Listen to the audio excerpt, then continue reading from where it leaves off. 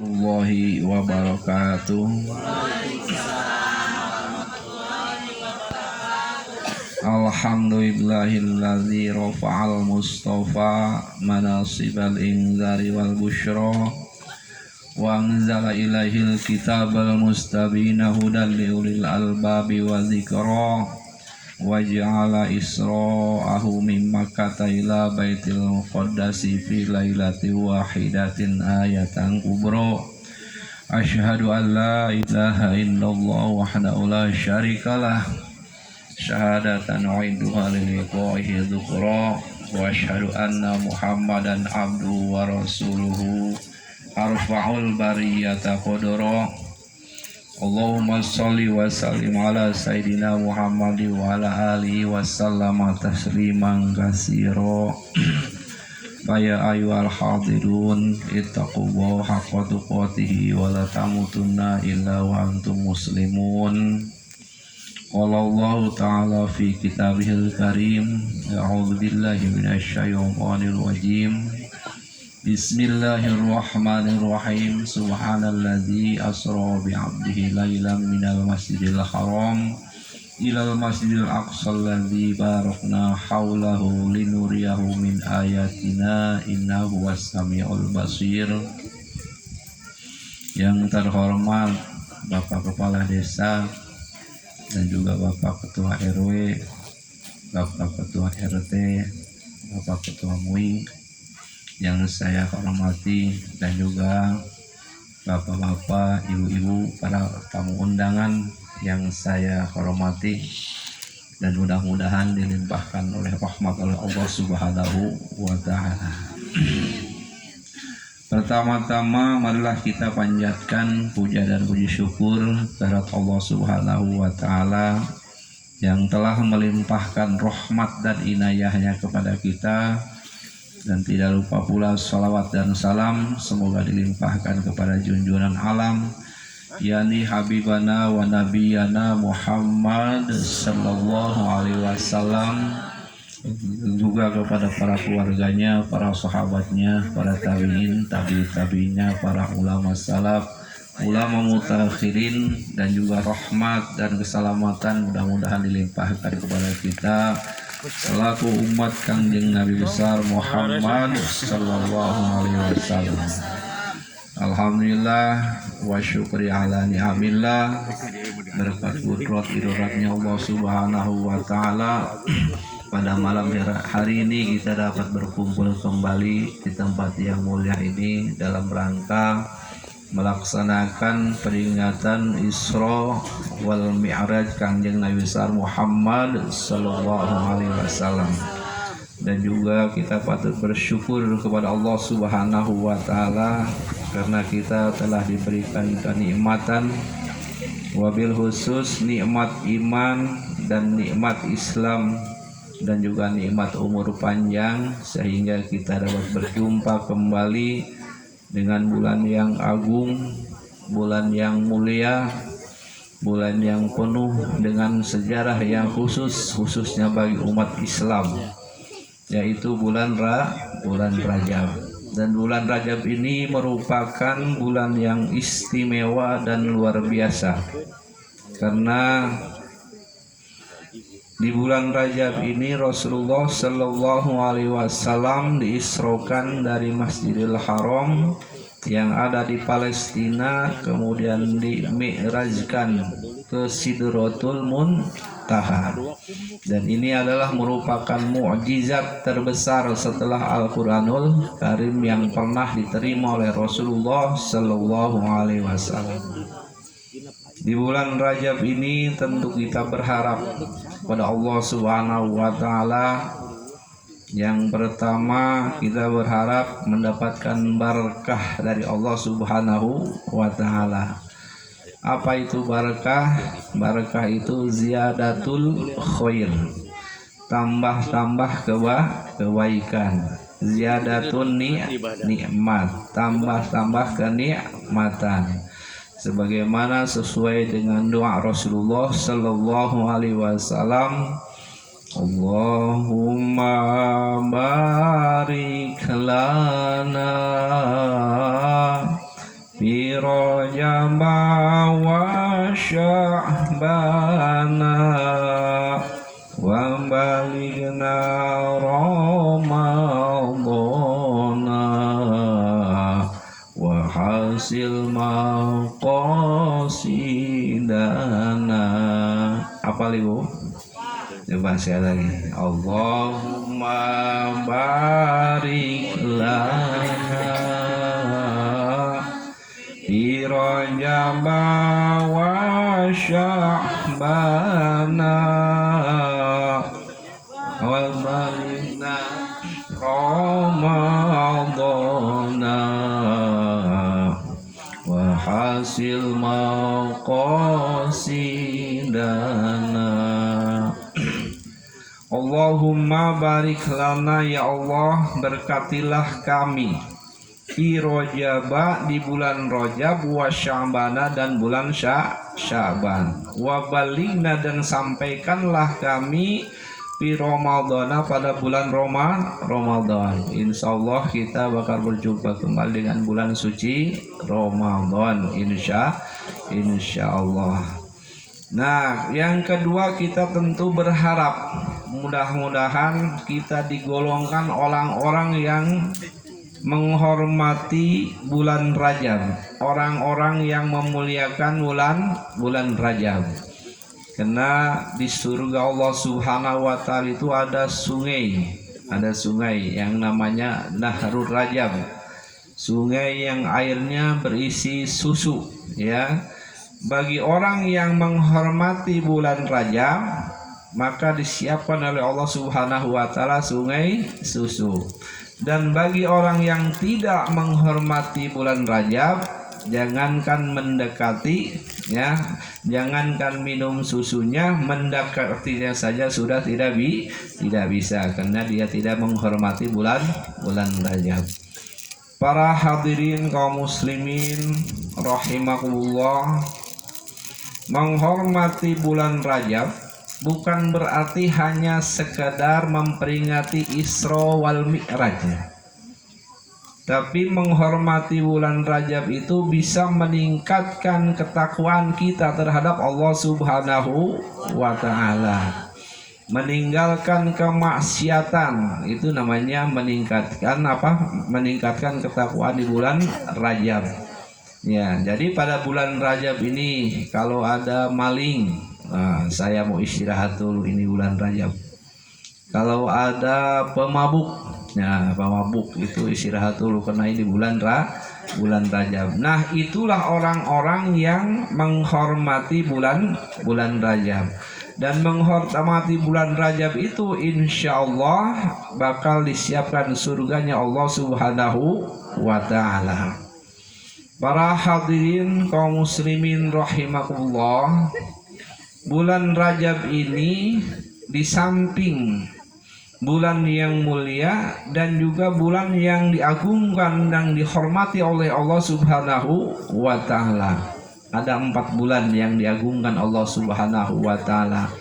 Ada 4 bulan yang dimuliakan oleh Allah Subhanahu wa ta'ala. Yang pertama bulan Dzulqa'dah, yang kedua bulan Dzulhijjah, yang ketiga bulan Muharram, dan yang keempat bulan Rajab. Yang bertiga itu adalah berurutan, sementara bulan Rajab adalah terpisah tersendiri. Nah, bulan Rajab sudah bulan yang mulia, ditambah lagi dengan kejadian Isra wal Mi'raj, makanya tambah mulia, ya. Nah, kejadian Isra Mi'raj itu kalau kita hadapi dengan akal, tentu banyak orang yang tidak beriman, tidak percaya terhadap kejadian Isra wal Mi'raj. Kalau kita terimanya dengan hati, dengan keimanan, insya Allah apapun yang dilaksanakan Allah Subhanahu wa ta'ala itu adalah merupakan kebesaran Allah Subhanahu wa ta'ala. Kita yakin apapun yang diperbuat oleh Allah Subhanahu wa ta'ala itu akan terjadi, ya, termasuk Isra wal Mi'raj.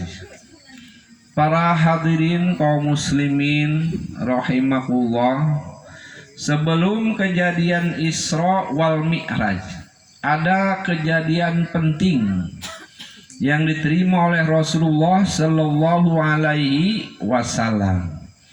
Ketika Rasulullah Sallallahu Alaihi Wasallam berada di Hijr Ismail, sedang lagi tiduran Rasulullah Sallallahu Alaihi Wasallam, diapit oleh pamannya yaitu Sayyidina Hamzah, dan juga sepupunya yaitu Ja'far bin Abi Thalib. Nah, ketika tiduran di sampingnya Hijr Ismail dekat Baitullah, apa ibu Baitullah? Ya, insya Allah kalau yang belum ini nanti dikasihkan oleh Allah Subhanahu wa Ta'ala. Amin ya Allah ya Rabbal Alamin. Di samping Baitullah itu Rasulullah Sallallahu Alaihi Wasallam sedang tiduran. Tiba-tiba datang malaikat Jibril dan Mikail. Nah, ketika datang malaikat Jibril dan Mikail membawa Rasulullah Sallallahu Alaihi Wasallam ke tepi sumur Jam-Jam. Dibawa Rasulullah Sallallahu Alaihi Wasallam oleh malaikat Jibril dan malaikat Mikail ke dekat sumur Jam-Jam. Kemudian disuruh berbaring, berebah, fasyaqqa sadrahu, kemudian dadanya dibelah, dioperasi oleh malaikat Jibril. Kemudian terbelah dadanya dari mulai bawah leher sampai ari-ari Kanjeng Nabi besar Muhammad Sallallahu Alaihi Wasallam. Terlihat semua isi perutnya. Kemudian hati Rasulullah Sallallahu Alaihi Wasallam diambil, lalu dicuci.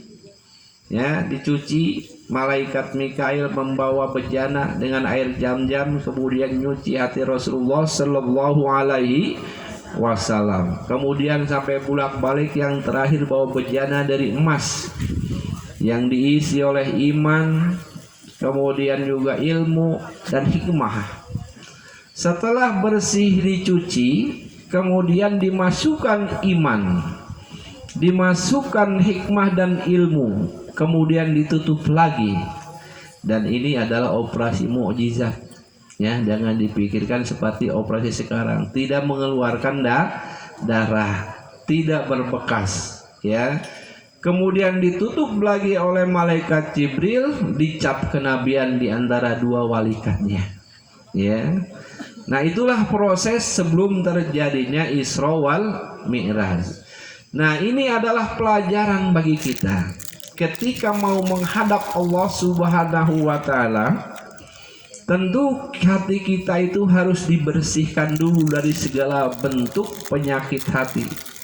Mulai dari ujub, ria, takabur, dibersihkan. Kemudian kita baru menghadap Allah Subhanahu wa Ta'ala. Nah, itulah suksesnya Rasulullah Sallallahu Alaihi Wasallam ketika melaksanakan Isra wal Mi'raj. Kenapa bisa sukses? Karena sebelum pelaksanaan Isra wal Mi'raj, hati Rasulullah dibersihkan dulu oleh malaikat Jibril dari segala bentuk penyakit hati. Kemudian Imam Al-Ghazali mengatakan al-mi'raju as-salatu mi'rajul mu'minin. Salat itu adalah mi'rajnya orang-orang yang beriman.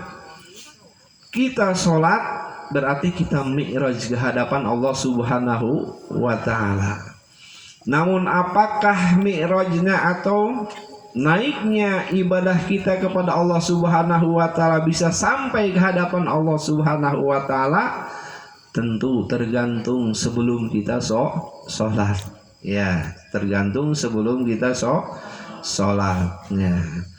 Ketika kenapa? Karena di langit pertama ada penjaganya, di langit kedua ada yang menyeleksi amal kita, di langit ketiga sampai ke langit ketujuh. Setiap langit ada penjaganya untuk menyeleksi amal-amal kita. Ya, pertama malaikat pembawa amal mengambil amal fulan bin fulan. Kemudian dibawa naik ke langit pertama. Ya, dibawa naik ke langit pertama. Kemudian di langit pertama ada penjaganya, ya. Amal siapa ini? Ini amal Fulan bin Fulan. Oh, ini amal saya tolak sama penjaga langit yang pertama tadi. Kenapa ditolak? Karena amal ini penuh dengan gibah. Ya, penuh dengan gibah. Suka gibah ibu? Menggunjing orang lain, membuka aib orang lain, ya, ngomongin orang lain. Nah, itu menghambat amal kita nyampe kepada kehadapan Allah Subhanahu wa taala. Nah, karena ini adalah punya sifat gibah, akhirnya amalnya ditolak oleh penjaga langit pertama. Amal ini kembalikan, saya tidak terima, bahkan lemparkan ke mukanya. Ya, disuruh dilemparkan ke mukanya. Kemudian malaikat balik lagi membawa amal tadi, ngambil lagi amal Fulan bin Fulan. Kemudian dibawa naik langit pertama, ternyata lulus. Nah, karena tidak pernah suka gibah, ya, lulus. Kemudian naik, dibawa ke langit yang kedua. Di langit yang kedua, kemudian tidak diterima oleh penjaga langit yang kedua. Kenapa? Ini amalnya penuh dengan liiradatil hayatid dunia, penuh dengan kepentingan dunia. Ya, dia beramal itu karena ingin mendapatkan materi, beramal ingin mendapatkan uang dan lain sebagainya, kebutuhan dunia. Nah, amal ini ditolak oleh penjaga malaikat yang kedua. Kemudian malaikat ngambil lagi amal Fulan bin Fulan, dibawa naik ke langit pertama, ternyata lulus. Kenapa lulus? Ini tidak pernah gibah, kebetulan orangnya bisu, tidak pernah gibah. Nah, selamat orang bisu sini. Kemudian naik lagi ke langit kedua, dan juga ini bisa lulus di langit yang kedua, dibawa naik langit yang ketiga. Kata malaikat penjaga langit yang ketiga, ini amal masih ada sifat sombong, merasa dia paling soleh, merasa dia paling mulia, merasa dia paling pintar.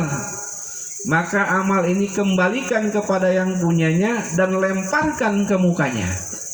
Nah, dibawa lagi oleh malaikat pembawa amal tadi, dilemparkan ke mukanya.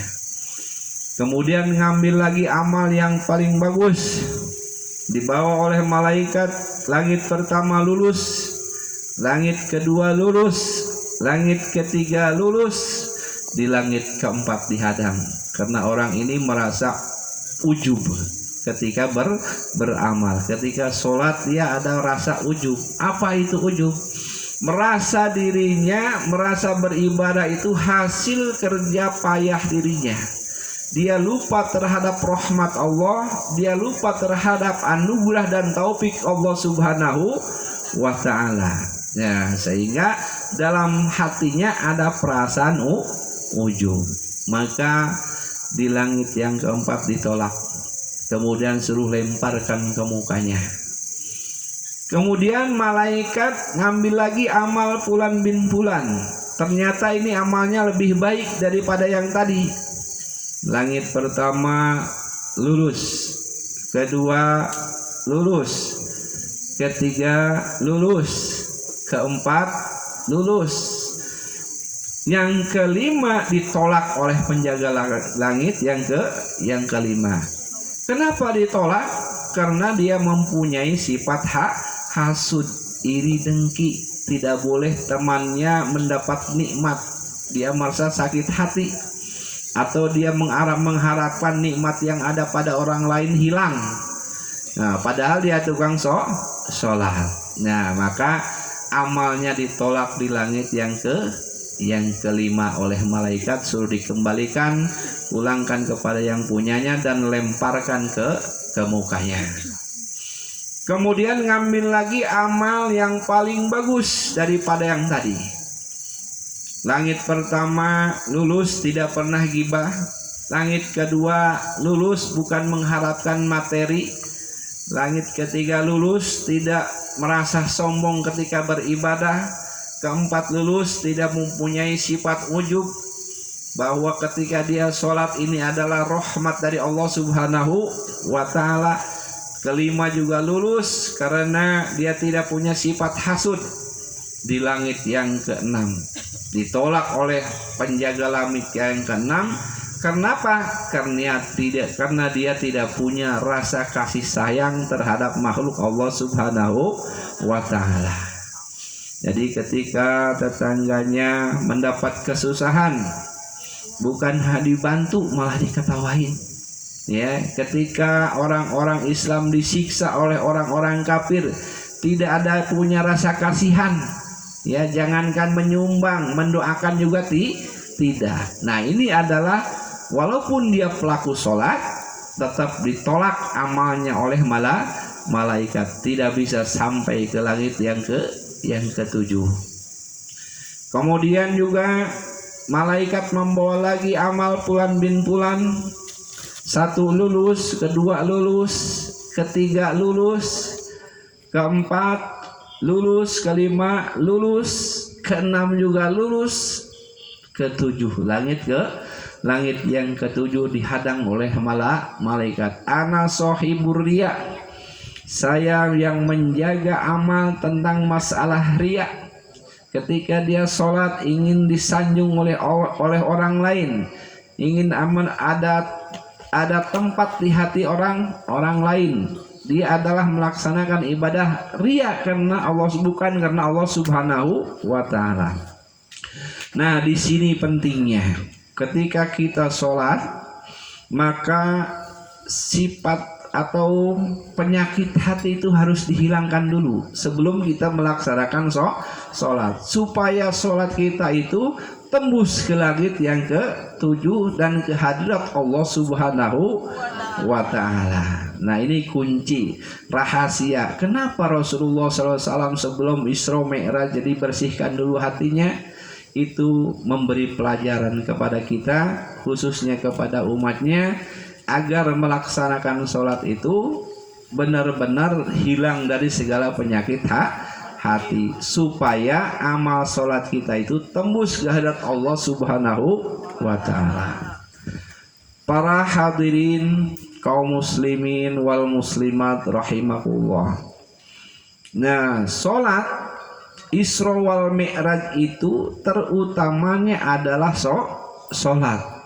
Rasulullah Shallallahu Alaihi Wasallam diberi anugerah, diberikan hadiah oleh Allah Subhanahu wa ta'ala berupa sholat lima waktu. Rasulullah dijemput, Rasulullah diundang hanya untuk mendapatkan mandat sholat lima waktu. Sampai Allah Subhanahu wa ta'ala berfirman, sholawatul khamsi. Rasulullah SAW berfirman, sholawatul khamsi, sholat lima waktu itu kata bahuna diwajibkan al ibadi terhadap hamba-hambaku, barang siapa yang bisa menjaganya, barang siapa yang bisa memeliharanya, ayyadkhilahul jannata, dimasukkan ke dalam surga. Kana lahu ahdun indallah. Nah, dia bakal mendapatkan janji dari Allah Subhanahu wa ta'ala, ayyudkhilahul jannata, dimasukkan ke dalam surga. Ya. Jadi kalau kita ingin masuk surganya Allah Subhanahu wa ta'ala gampang, tinggal memelihara sholatnya, khususnya sholat lima waktu. Hilangkan penyakit hati supaya sholat kita diterima oleh Allah Subhanahu wa ta'ala. Para hadirin kaum muslimin rahimakumullah. Ya, sebelum kita menjelaskan tentang masalah Isra wal Mi'raj, hasil daripada Isra wal Mi'raj adalah sholat lima waktu. Namun yang melaksanakan sholat itu ada 5 bagian. Bagi orang yang suka melaksanakan sholat itu ada 5 lima bagian. Nah ini termasuk kita yang sering sholat, ya. Sholat itu dibagi lima bagian. Nah kita termasuk bagian yang mana? Ya, mari kita sama-sama kita bahas. Yang pertama, al-mufrid li syurutiha wa arkaniha. Ruksak dari segala rukunnya dan syarat-syaratnya. Jadi ketika dia sholat rajin, ke masjid rajin, cuman sholatnya itu hanya modal melihat. Orang ruku, dia ruku. Orang sujud, dia sujud. Orang baca Fatihah, dia baca Fatihah. Sama, ya, rukunya sama. Cuman tidak melewati proses pembelajaran, ya, hanya sekedar melihat. Nah orang seperti ini nasibnya seperti apa? Mu'aqobun fil akhirah, disiksa di akhirat, ya. Tidak cukup kita belajar sholat mengandalkan pelajaran agama di SD, di SMP, di SMA, tidak cukup. Lalu mestinya gimana? Mestinya panggil orang ustadz terdekat, suruh ajarin dia sholat, suruh ajarin dia cara berwudu, ya. Nah paling 10 kali pertemuan insya Allah bisa. Kalau hanya sekedar mendengarkan pengajian, hanya sekedar ikut di sekolahan, itu tidak akan maksimal, tidak akan maksimal. Tapi panggil gurunya ke rumah kita, ya, 10 kali pertemuan saja. Bagaimana cara berwudu yang benar, bagaimana cara ruku yang benar, bagaimana cara sujud yang benar. Nah nanti kalau sudah selesai, sudah tanggung jawab ustadz di hadapan Allah Subhanahu wa Ta'ala. Kalau kita sudah belajar, ya. Makanya di situ Allah Subhanahu wa Ta'ala berfirman, fawailul lil musallin, neraka wel bagi orang sholat. Orang yang sholat kena neraka, masuk neraka. Apa sebabnya? Rukunya salah, sujudnya salah, wudunya salah. Aturan wudu nyuci tangan sampai siku, tidak sampai siku. Aturan wudu yang kanan dulu 3 kali, ini gantian kanan kiri, kanan kiri, kanan kiri. Begitu juga nyuci kaki, kanan kiri, kanan kiri. Seharusnya yang kanan dulu 3 kali. Beres 3 kali yang kanan, baru yang kiri. Makanya itu kalau belajar panggil gurunya, ya, panggil gurunya, kumpulkan anak-anak kita di dalam rumah, belajar wudu yang benar, belajar sholat yang benar. Insya Allah sholatnya itu bakal diterima oleh Allah Subhanahu wa Ta'ala. Tidak sampai fawailul lil musallin, ya, neraka wel bagi orang sholat. Itu yang pertama, golongan yang pertama. Golongan yang kedua, muhafizun alaiha walakin la yakhsha ahsyaru, dia meraksa, menjaga syaratnya, rukunnya benar, syaratnya benar, wudunya benar. Walakin la yakhsha aksaruhu, akan tetapi tidak banyak khusyuknya. Ketika sholat tidak banyak khusyuknya. Kalau ruku, syarat rukunya terpenuhi, ya. Misalkan bersih dari najis, pakaian, tempat, badan terpenuhi, menghadap kiblat syaratnya terpenuhi, menutup aurat terpenuhi, begitu juga rukun-rukunnya, baca takbir, baca Al-Fatihah, sujud, ruku dan lain sebagainya terpenuhi, benar semuanya. Walakin la yakhsha aksaru, akan tetapi tidak banyak khusyuknya. Orang seperti ini bagaimana nasibnya? Ya, muhasabun, dihisab, ma'jurun, diberi pahala, liqadri khusyu'ihi, sesuai dengan kadar khusyuknya. Apa itu khusyuk? Ya, sukunul jawari, berhentinya anggota badan, jangan bergerak, jangan garuk-garuk, ya. Kemudian juga makna yang kita baca itu mengerti, apa yang kita baca mengerti. Seperti Bismillahirrahmanirrahim, ya, dalam hati dengan nama Allah yang Maha Pengasih lagi Maha Penyayang. Walaupun tidak sama itunya, ya, paling tidak mengarah ke situ hati kita ketika kita baca Bismillah, itu namanya khusyuk. Anggota badannya berhenti, khususnya akan terkecuali pada pergerakan sholat, mau ruku mau sujud itu boleh, dan dia memikirkan apa yang dia baca, nah itu namanya khusyuk. Jadi yang kedua itu muhafidun alaiha, bal la yakhsha aksaruhu, akan tetapi tidak banyak khusyuknya. Jadi kalau kita takbir khusyuk dihitung 1%, kemudian kita ruku khusyuk, ya, 2%, kemudian sujud khusyuk 3%. Nah dihitung yang khusyuknya saja, ya, itu masih bagus, ya. Muhasabun, dihisab oleh Allah Subhanahu wa taala, ma'jurun, diberi pahala, liqadri khusyu'ihi, sesuai dengan kadar khusyuknya. Nah itu golongan yang kedua.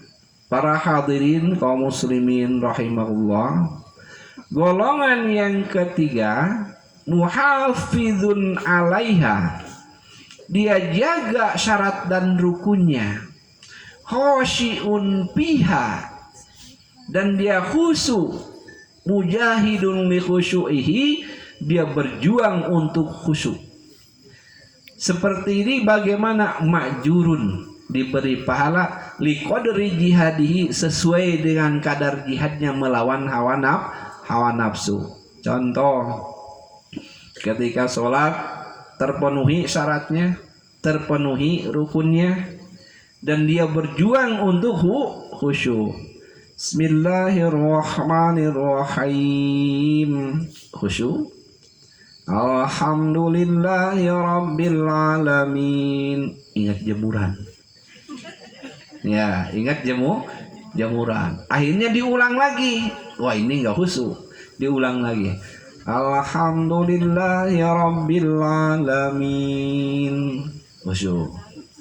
Ar-Rahmanir-Rahim, ingat ke pasar, ya. Nah ini nggak khusyuk, lisannya mengucap Ar-Rahmanir-Rahim, hatinya ke pasar. Akhirnya dia ulang lagi.